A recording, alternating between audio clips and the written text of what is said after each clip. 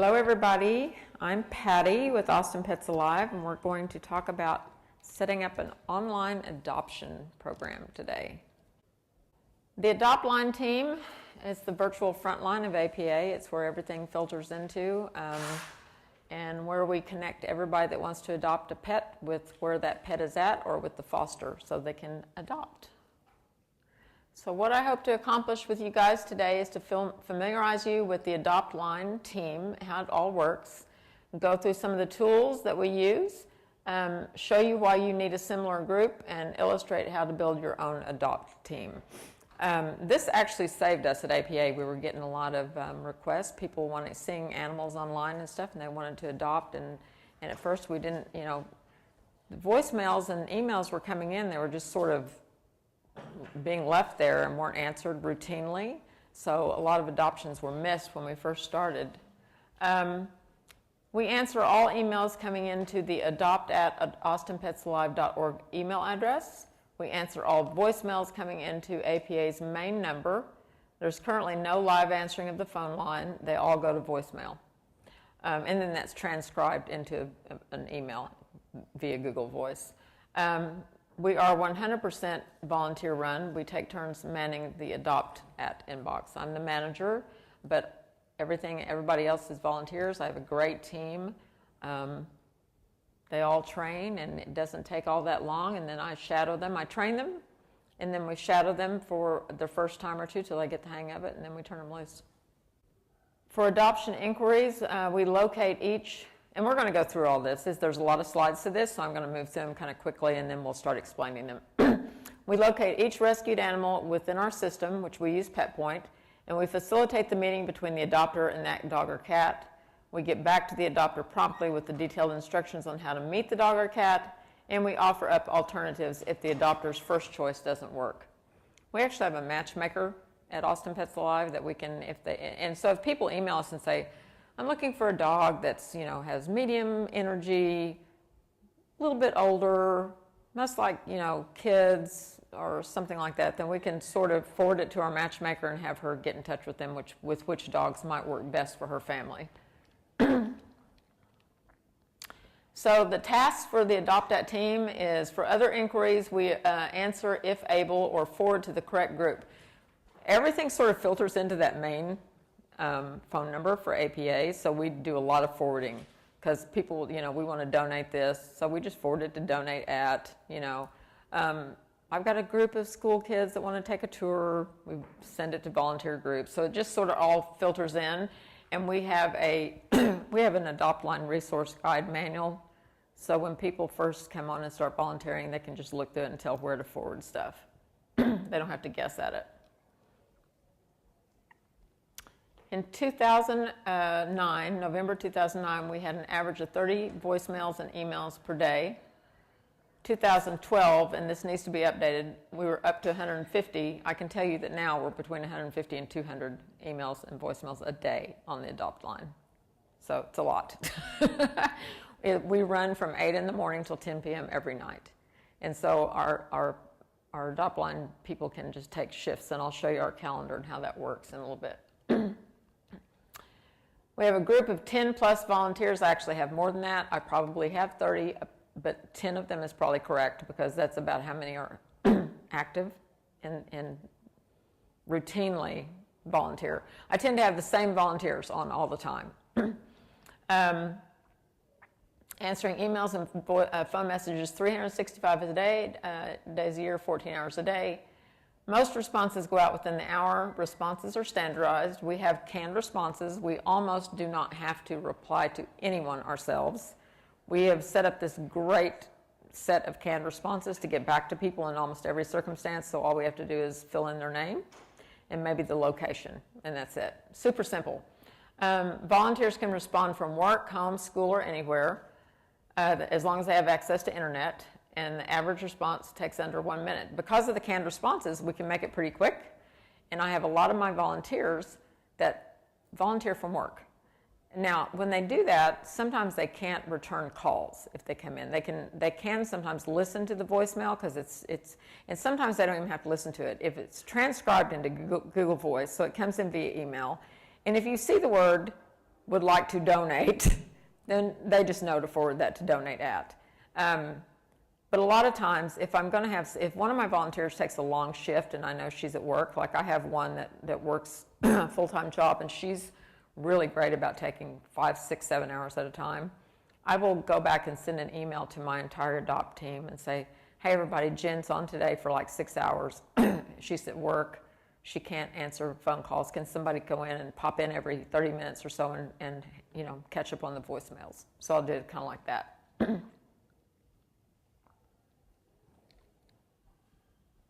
How did we get here? Organic growth, we started with 2 volunteers, just trying to figure this thing out. As with everything the APA has done, is just started and just go and figure it out from there.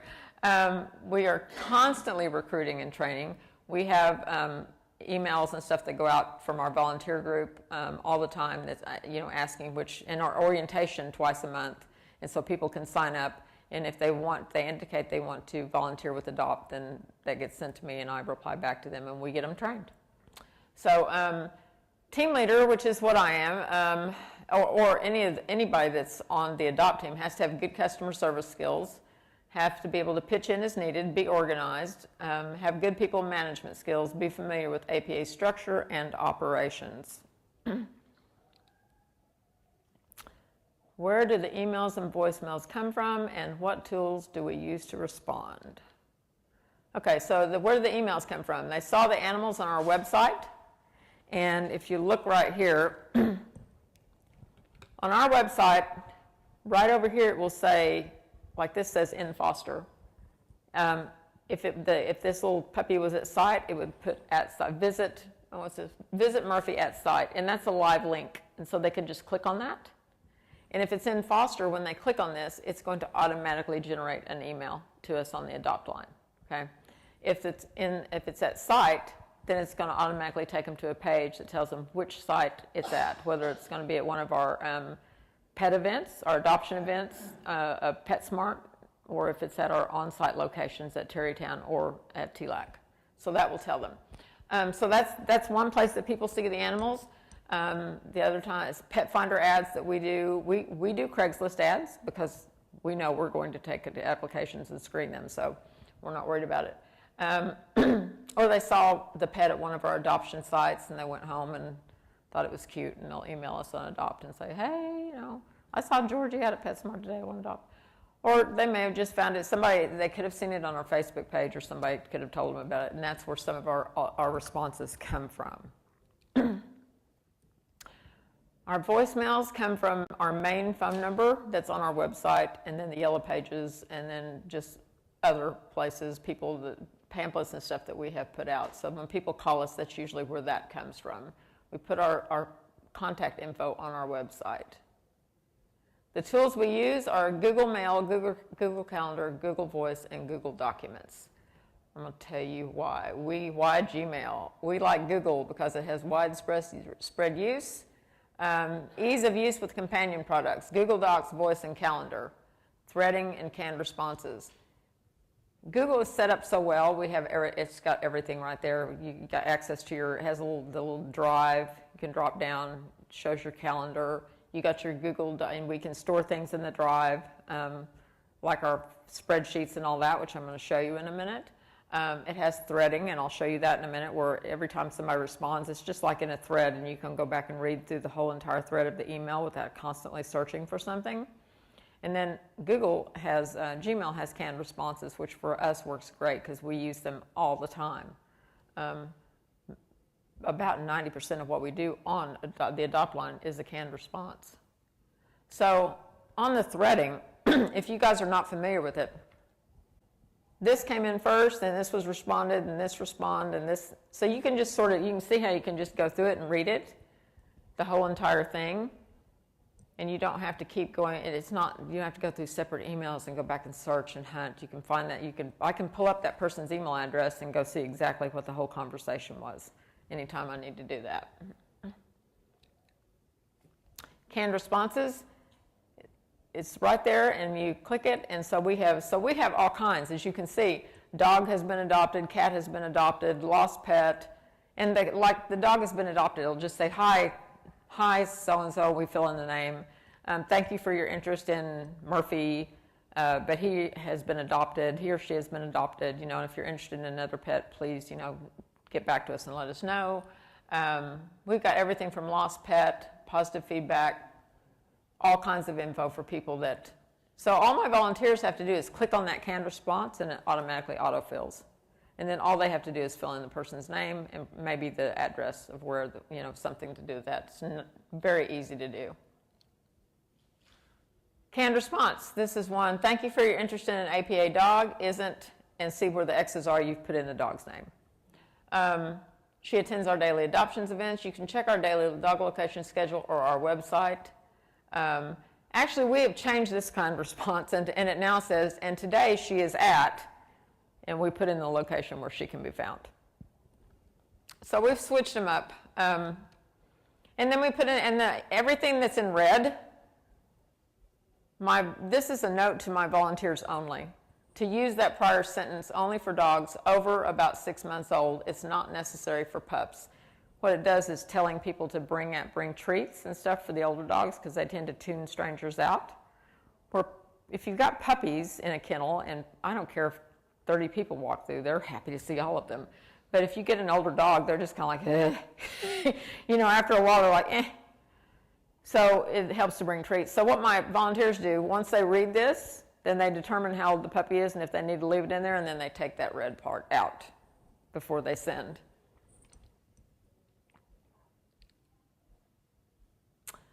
On the calendar, volunteers sign up as they have time. There are no preset days, hours to volunteer. We never tell our people they have to give us a certain amount of hours or certain days. You're going to do this Monday and Wednesday or whatever. We just have them go sign up each week. And what I do, and I'll show you the calendar because I think it's on the next page, yes. So our people just go fill in. They'll just drop this down and put their name, however many hours they want to. And so when I have gaps like this, I come in and look at the calendar like every day. I check the calendar. And when I see these gaps, then I send an email out to the entire group. And I'll say, hey guys, we have we start at 8, so we have from 8 to, what does that say, 1? Can't even tell. Open on Thursday, and I'll just tell them what's open. We don't have anybody on yet. Can you guys go take a look at our calendar and sign up for whatever time you can? And I may have to only send one out. I may have to send a couple of those out before people actually go sign up. And then if they don't fill it, I fill it. So, but I've got really good volunteers, and they're really good about doing that. This is actually a real calendar, so you can see how many slots they fill. So on that day, I would just have to fill in some minor spots that maybe people weren't able to take. Why Google Voice? Because it transcribes and forwards the voicemails to Gmail inbox, which is great because, like I said, sometimes you don't have to even have to listen to it. You can read it, and tell where it's supposed to go or what they're wanting to know or something like that. But you can also listen to it within your email, and it keeps us from having to answer that live phone line all day long because getting somebody to answer 150 to 200 calls a day would be really hard. Most calls can be handled without a callback, which is great. If we have somebody that says, I'm interested in Murphy, if they call and they say, I'm interested in Murphy and I'd like to be able to do a meet and greet with him and my dog, well, we look Murphy up and see where Murphy is. And if Murphy's in foster, then we just forward that voicemail to the foster, and we have a canned response for that too. It's called Caller Interested in Foster. And we just say, hey, so-and-so, whoever the foster is, this person is interested in Murphy, please give them a call back. Free callbacks, you can do that. If my people don't want to use their own phone, they don't have to. There's a way you can call back via Google Voice so that you don't have to use your phone. I don't do that. I use mine. I star 67 my number because if you don't, people they think we don't have we're not on site. This is virtual. These people are volunteering from home. So you're going to be using your own phone, and you really don't want people to get it because they think it's your work phone. I've been standing in the dressing room at Nordstrom and had somebody, I want to adopt that kitty, because they think I called them from APA. I personally *67 and then call, but you can use Google Voice if you want to, and it allows your protection of your identity. So there's a copy of a voicemail. If you guys haven't seen that, that's how a voicemail comes in. Hi, my name is Rebecca. And you can, so Google's not perfect, and sometimes you get some really hilarious transcriptions. Sometimes not stuff I couldn't even say here. Like, what? But just calling about Tina/Keisha today. The raw 4-1, so you can see, you know. So you might have to call this person back to figure out, but that's kind of how it comes in. Then you can just hit play the message and it will play it to you. But if you can read it and figure it out, great. Sometimes you can't do that. And this is making a call from Google Voice. I'm going to not be the best person to tell you this. It is easy. There's a little phone, you drop it down, you hit the call button, you hit call, it will call it. And then you can call, as long as you have speakers on your computer, you can do it from Google Voice, and you don't have to ever use your phone. And that's another calling back from Google Voice, the same thing. It's all done within that. And we actually have a little on our email over on the side, it'll have call, and you can just put the number in and hit call, and it will call it. So as long as you have speakers, you can do that really easily. Google Docs, there's one set of documents to be updated and edited. You can share them. You can, I have our Adoptline resource guide in our drive on Google Docs, and whenever I get a new volunteer, I just click share on that and put in that volunteer's email address, and I can choose to give them permission to read it only, to edit it, whatever I want them to have permission to do, and then hit send, and it will send them an invitation to that document. And then they just click on it and they can open it. Owners of documents from other groups can invite Adopt@ easily, and here's an example of the documents we share. That's our Adoptline resource guide. We have a guide that's so comprehensive, it literally tells my volunteers anything that they need to do. If they start volunteering, their first shift is always going to be their longest, their first 2 to 3. Because that's when they're getting used to it, and they're going to have to look literally everything up in that guide, you know, because it's so simple, but it's also scary when they first start. And so, but everything is there. We've made sure everything is there. All the contacts, everything that they would need to know is there. But then I get online with them. There's a way to, a little chat box in Google too, and I can chat with them. So I sit there with them, and for their first 1 to 3 shifts, I shadow them.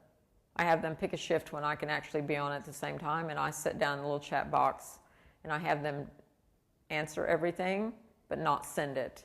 I have them answer it and save it to draft, then I go in and check it.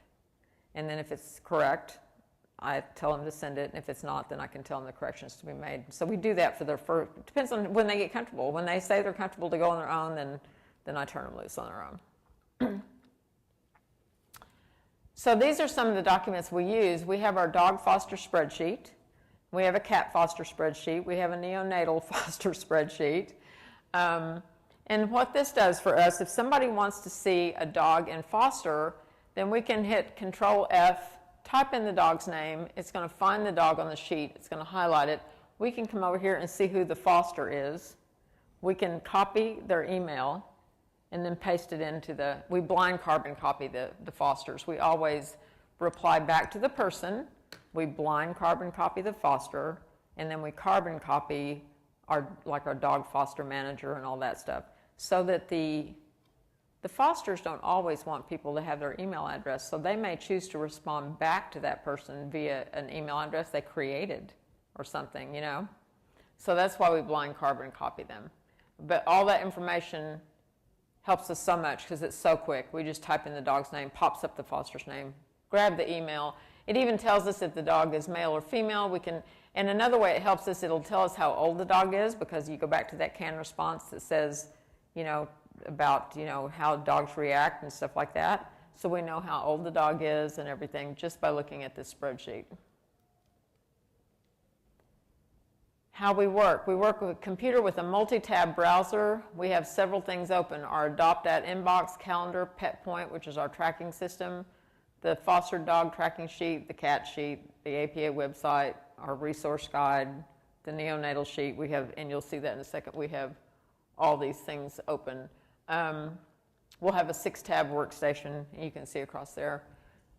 Adoptline resource guide, dogs at site today, dog foster tracking sheet. Now we also have the cat foster, neonatal foster, so we have a lot more. It's more like a it's more like a 10-tab working station now.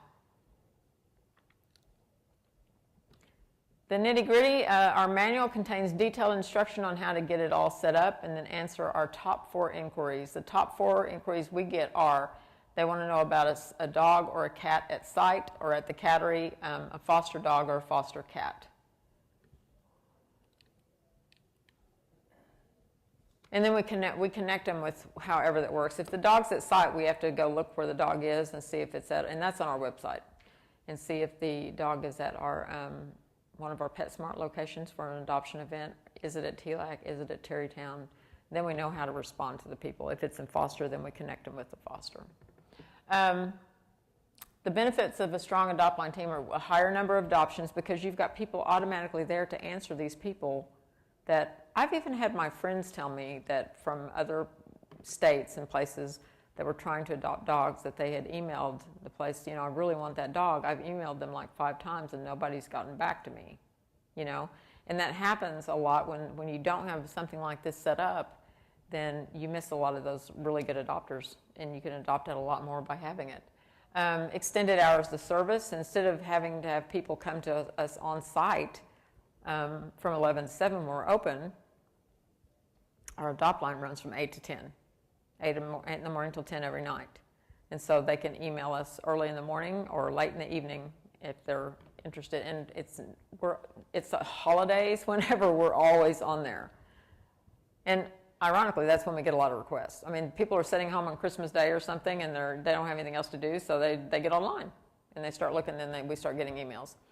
Clear and uniform communication, reduce the burden on the other departments.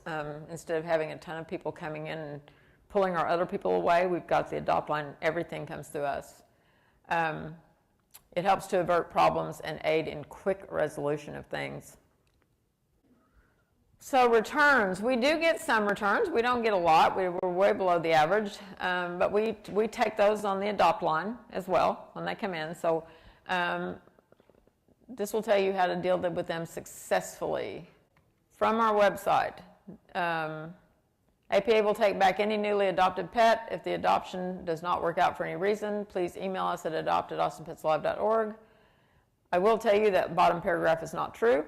Pets that have been in your care for over 30 days will have to go through our PASS program, which is me. That is not correct. I think we did that in the beginning, and that needs to be taken out. And I will do that. We do not put our, if dogs, no matter how long people have had them, 5 years, whatever, we take them back. If they do have someone else, rather than me trying to market them to the public through PASS, if they do have a relative or a friend that wants to adopt, we will transfer ownership. We ask that they fill out an adoption application. We'll transfer the ownership, and we'll give them a month's free pet insurance when that happens. We also, in our return email to these people, we also ask them if it would help them to have any behavior help or medical help to help them keep their pet, rather than have to return to us. But we will take them back. One other thing in our contractual agreement is I agree not to sell, trade, or transfer ownership of this animal. I agree not to dispose of this pet in any way, but to notify APA if I must relinquish custody of this pet at any time. I understand that if the relationship does not work out, regardless of the time frame, I am to give APA the first opportunity to accept this pet. So, we have seen a few of our dogs on Craigslist, and people have notified us, and then I email them and just say, hey, maybe you forgot, but your adoption contract says we'll take our dog back. Our return rate, in spite of our open door policy, APA's return rate is 9% versus the national average of 8 to 12%. Barring extreme behavior or health problems, all returned cats and dogs find new homes. So we just take them back, put them back in foster, or put them back at site, and we will get them adopted. Return reasons, I have heard them all. Health of the adopter or the pet, either one. And a lot of times they can't afford. Sometimes I get a lot of allergies, a lot of those. People or they moved in with their new boyfriend, or somebody suddenly developed allergies, or the pet is sick and for whatever reason they can't afford the medical, behavioral, they need training. Now, one thing we do now that we weren't able to do in the past, we offer free lifetime training. We have, if you guys have heard Mike Caviani speak today, he's our behaviorist, he's amazing. And so now we offer people, if you adopt from us, you get Mike. You get Mike for the life of your pet. So moving, I get a lot of people moving that can't take their pets with them for whatever reason. I mean, and I'm sure you guys have all heard every excuse like that. I've had people, I'm moving to China tomorrow. Yeah. Yeah. Lack of pet housing. I adopted my pit bull from you guys, and I can't find any pit-friendly housing. And the problem is I can find them pit-friendly housing, but what usually happens is they've already went and not found it on their own and then put down money on a place that's not pit-friendly. So if they contact me ahead of time, Lovable, who's a great organization in Austin, has a huge resource of pet-friendly housing. Lack of time, just don't have, we're both working, our jobs have changed, I'm going to be out of town all the time, I'm working 16 hours a day now, I just don't have time, I feel really sorry for my dog. Divorce, I've got a lot of that, and people that just change their mind. I've had people email or call within a day or two and say, I've just made a huge mistake, I thought I was ready, I wasn't. Our return procedure is that the adopter contacts APA with a return. The return personnel get more information to see if behavioral, medical, or resources will help prevent the return. If the return is necessary, an email is sent out to the adopter in order to get valuable behavioral and medical information prior to taking the animal back. And then our appropriate groups are notified within APA, hey, we got this one coming back, we need to get ready. Arrangements are made with the adopter to return the cat or dog to APA, and good adopters get the option of an exchange.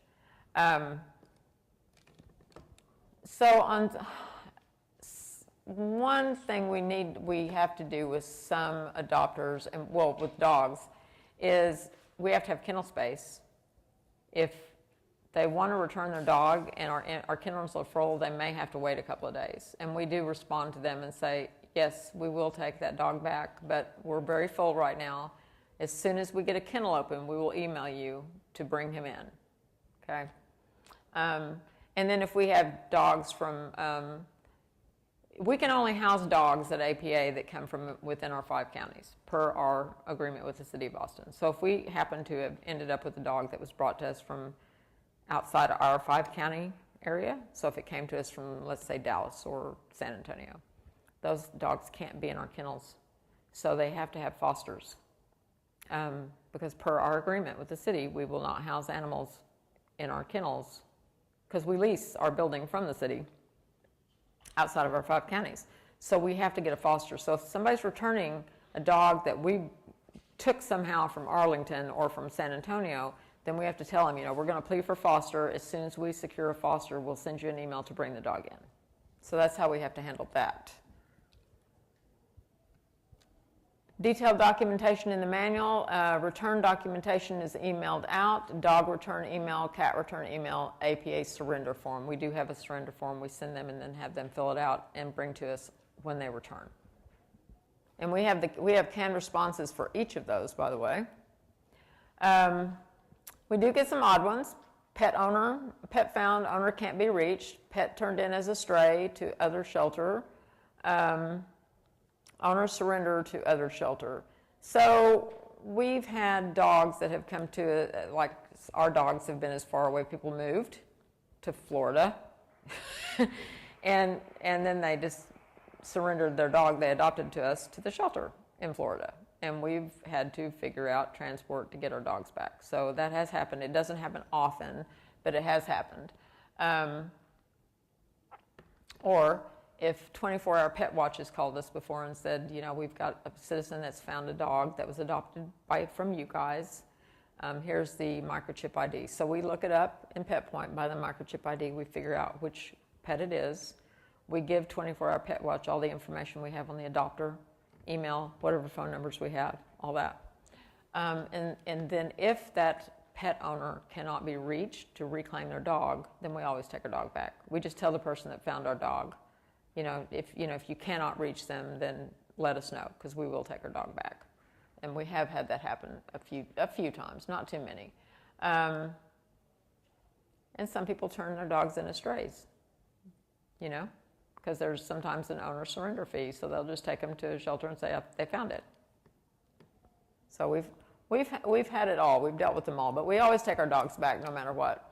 How to handle returns gracefully and why.